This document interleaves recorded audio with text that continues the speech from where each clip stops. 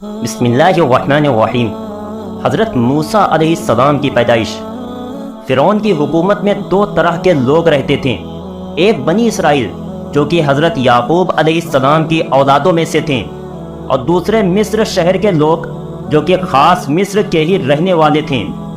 جب فرعون کی حکومت بنی اور حضرت یوسف علیہ السلام کا زمانہ ختم ہو گیا تو مصر کے رہنے والے لوگوں کو بنی اسرائیل سے نفرت ہونے لگی، اور وہ سوچنے لگے کہ یہ بنی اسرائیل کے لوگ ہمارے ملک میں باہر سے آ کر رہنے لگے ہیں، اور یہ لوگ ہم پر ابھی تک حکومت کرتے آئے ہیں۔ اس لیے فرعون جب بادشاہ بنا تو اس نے بنی اسرائیل سے سارے عہدے چھین لیے اور انہیں اپنا غلام بنا لیا، اور پھر بنی اسرائیل سے جانوروں کی طرح کام لیا کرتا تھا اور انہیں مزدوری بھی کم دیتا۔ فرعون بنی اسرائیل کے لوگوں سے بہت نفرت کرتا تھا، کیونکہ فرعون اپنے آپ کو خدا کہلاتا تھا اور لوگوں سے کہتا کہ تم لوگ آ کر مجھے سجدہ کیا کرو۔ لیکن بنی اسرائیل میں کچھ نیک لوگ تھے جو فرعون کو اپنا خدا نہیں مانتے تھے بلکہ اللہ کی عبادت کیا کرتے تھے۔ اسی لیے فرعون اپنی یہ دشمنی ساری قوم سے نکالتا اور ان کے ساتھ بہت برا سلوک کرتا تھا۔ ایک رات فرعون نے خواب دیکھا کہ آسمان سے ایک ستارہ ٹوٹا ہے اور وہ آ کر اس کے محل پر گرا ہے۔ پھر اچانک اس کے محل میں آگ لگ گئی اور سارا محل جل کر ختم ہو گیا۔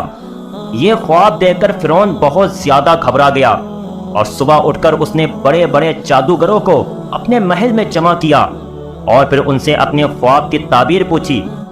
تو ایک بڑے جادوگر نے بتایا کہ اے ہمارے بادشاہ، اس خواب کا مطلب یہ ہے کہ بنی اسرائیل میں ایک نبی پیدا ہونے والا ہے، اس کی پیدائش کا زمانہ قریب آ چکا ہے، وہ بڑا ہو کر آپ کی حکومت ختم کر دے گا اور پھر بنی اسرائیل کو آزاد کرا کے اس ملک سے دور لیے چلا جائے گا۔ یہ سن کر فرعون کے دل میں نفرت کی ایک آگ بھڑک اٹھی، اور ابھی تک بنی اسرائیل سے جو اسے نفرت تھی وہ اور زیادہ بڑھ گئی۔ فرعون نے حکم دیا کہ آج سے بنی اسرائیل میں جو بھی لڑکا پیدا ہو اسے قتل کر دیا جائے اور ان کی لڑکیوں کو چھوڑ دیا جائے، تاکہ یہ لڑکیاں بڑی ہو کر ہمارے کام آ سکیں۔ فرعون نے حکم دیا کہ بنی اسرائیل کے آدمیوں اور عورتوں کے لیے الگ الگ باغ تیار کیے جائیں، وہ ایک دوسرے سے الگ رہیں، کیونکہ جب میاں بیوی آپس میں ملیں گے ہی نہیں تو بچہ بھی پیدا نہیں ہوگا، اور اگر کوئی بچہ پیدا بھی ہو جائے تو اسے گھر والوں کے سامنے ہی ذبح کر دیا جائے۔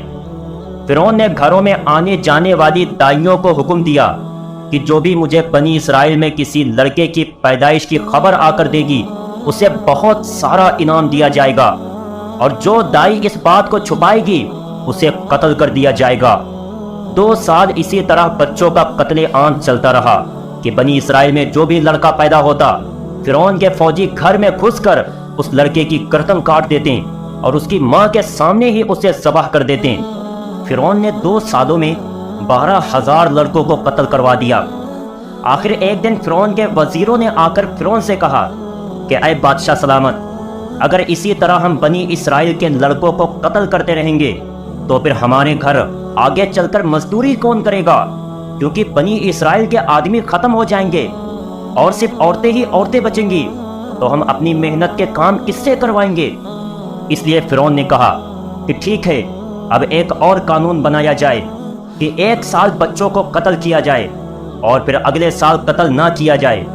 فرعون کے اس حکم کی تعمیل کی گئی اور پھر اسی پر عمل ہونے لگا۔ حضرت موسیٰ علیہ السلام کے ماں باپ فرعون کی طرف سے بنی اسرائیل کے بڑے افسروں میں سے تھے۔ وہ دونوں پوری قوم کی ڈیٹیل فرعون کو پہنچاتے تھے۔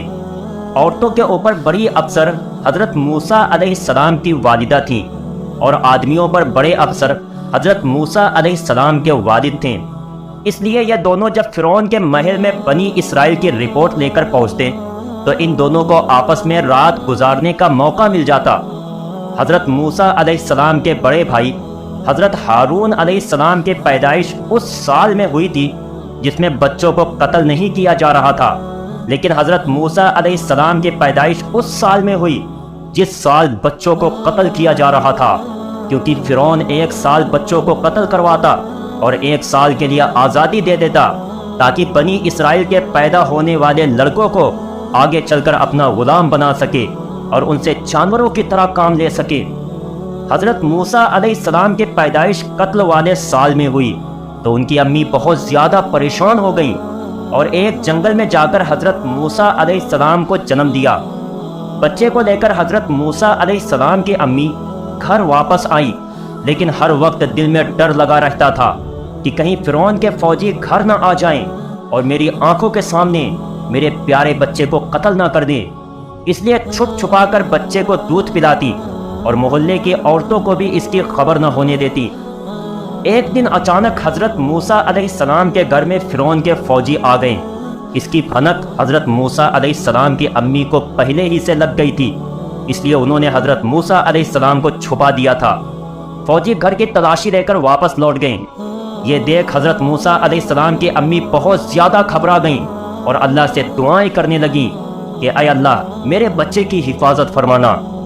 تو اللہ نے حضرت موسیٰ علیہ السلام کی امی کے دل میں خیال ڈالا کہ اے نیک عورت، تم اس بچے کو دودھ پلاتی رہو، اور جس دن تمہیں ڈر لگے کہ آج فرعون کے فوجی آ کر اس بچے کو ذبح کر دیں گے تو تم ایک لکڑی کے صندوق میں اس بچے کو رکھ دینا اور پھر دریائے نیل میں جا کر اسے بہا دینا۔ پھر میں خود اس بچے کی حفاظت کروں گا اور تم پریشان نہ ہونا، میں ایک دن اس بچے کو تمہارے پاس ضرور واپس کروں گا، یہ میرا وعدہ ہے۔ اللہ کے حکم پر حضرت موسیٰ علیہ السلام کی امی نے حضرت موسیٰ کو ایک لکڑی کے صندوق میں ڈالا اور پھر جا کر دریائے نیل میں وہ صندوق بہا دیا۔ لیکن ماں تو ماں ہوتی ہے، وہ کیسے اپنے بچے کی تکلیف برداشت کر سکتی ہے؟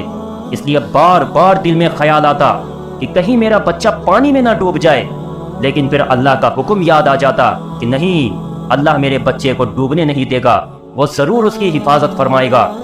آخر بے چین ہو کر حضرت موسیٰ علیہ السلام کی امی نے اپنی بڑی لڑکی سے کہا کہ اے بیٹی، تو دیکھ رہی ہے نا کہ میں نے تیرے بھائی کو دریائے نیل میں بہا دیا ہے، لیکن مجھے اپنے بچے کے لیے بہت بے چینی ہو رہی ہے، اس لیے تم اس صندوق کے پیچھے پیچھے جاؤ اور دیکھو کہ یہ صندوق کہاں بہہ کر جائے گا اور میرے بچے کا کیا ہوگا۔ ماں کے حکم پر حضرت موسیٰ علیہ السلام کی بہن اس صندوق کے پیچھے پیچھے چلنے لگی۔ وہ صندوق دریا میں بہتا ہوا آگے کی طرف جا رہا تھا۔ حضرت موسیٰ علیہ السلام کی بہن دریا کے کنارے کنارے اس صندوق کے پیچھے پیچھے چلتی جا رہی تھیں، لیکن اس بات کا پورا خیال رکھتے ہوئے تھی کہ کہیں کسی کو میرے بارے میں شک نہ ہو جائے، اس لیے اچکتی نگاہوں کے ساتھ ایک بار صندوق کو دیکھ لیتی اور پھر ادھر ادھر دیکھنے لگتی تاکہ کسی کو شک نہ ہو کہ یہ لڑکی اس صندوق کے پیچھے چل رہی ہے۔ بہتے بہتے وہ صندوق ایک ایسی جگہ پر آ پہنچا جہاں دریائے نیل کے دو راستے بن جاتے تھے۔ ایک راستہ تو شہر کی طرف نکل جاتا تھا اور دوسرا راستہ فرعون کے محل کی طرف جاتا تھا۔ حضرت موسیٰ علیہ السلام کی بہن نے دیکھا کہ وہ صندوق اچانک فرعون کے محل کی طرف بڑھنے لگا اور بہتا ہوا دھیرے دھیرے فرعون کے محل کی طرف جانے لگا۔ یہ دیکھ کر حضرت موسیٰ علیہ السلام کی بہن بہت زیادہ گھبرا گئیں، کیونکہ فرعون ہی سے بچانے کی خاطر ان کی ماں نے اپنے بچے کو اس صندوق میں ڈال کر دریا میں بہا دیا تھا، لیکن یہاں تو قدرت کا فیصلہ ہی کچھ اور چل رہا تھا اور وہ صندوق بہتا ہوا فرعون کے محل کی طرف جا رہا تھا۔ حضرت موسیٰ علیہ السلام کی بہن یہ دیکھ کر بہت زیادہ پریشان ہو اٹھی، لیکن انہیں کیا پتا تھا کہ یہ تو اللہ کا فیصلہ ہے۔ اللہ چاہتا ہے کہ موسیٰ علیہ السلام کی پرورش اپنے دشمن کے ہاتھوں کروائے، کہ جو دشمن بنی اسرائیل کے بچوں کو حضرت موسیٰ علیہ السلام ہی کی وجہ سے قتل کروا رہا تھا کہ میری حکومت میں کوئی نبی نہ پیدا ہونے پائے، لیکن اللہ کا فیصلہ یہ تھا کہ خود فرعون ہی حضرت موسیٰ علیہ السلام کی پرورش کرے۔ اس لیے دھیرے دھیرے وہ صندوق فرعون کے محل کی طرف بڑھنے لگا۔ اس وقت فرعون اپنی بیوی حضرت آسیہ کے ساتھ ندی کے کنارے نہا رہا تھا۔ حضرت آسیہ کو اللہ تعالیٰ نے آگے چل کر حضرت موسیٰ علیہ السلام کی وجہ سے ایمان کی توفیق دی اور وہ مسلمان ہو گئیں۔ نہاتے ہوئے فرعون کی بیوی حضرت آسیہ کی نظر ایک لکڑی کے صندوق پر پڑی جو بہتا ہوا انہی کی طرف آ رہا تھا۔